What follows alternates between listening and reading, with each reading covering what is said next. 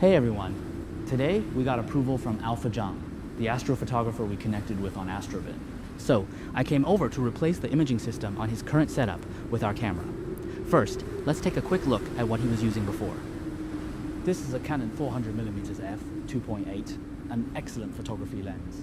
Focus is controlled through a custom focusing ring made by a Russian astronomy enthusiast. Here we have a CAA, which is used to adjust the camera angle. Behind it is an APS-C imaging camera. But with a focal length this long, even with a cooled camera, guiding is still necessary. So there is also a 50mm guide scope mounted on the side.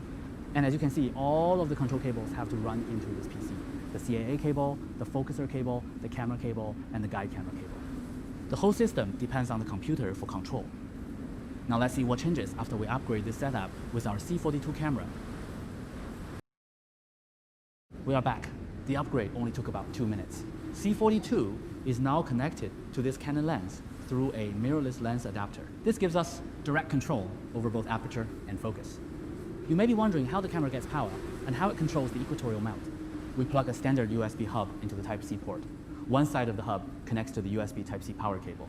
The other USB port connects directly to the equatorial mount.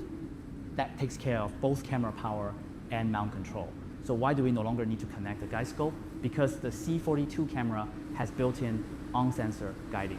A 400mm lens still has a fairly long focal length.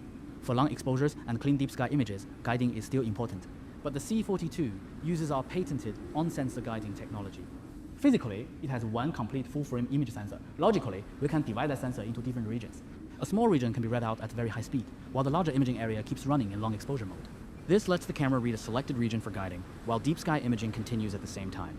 So we no longer need a guide scope, a guide camera, or a separate guiding sensor. And because the guiding and imaging paths stay together, differential flexure will not affect guiding accuracy.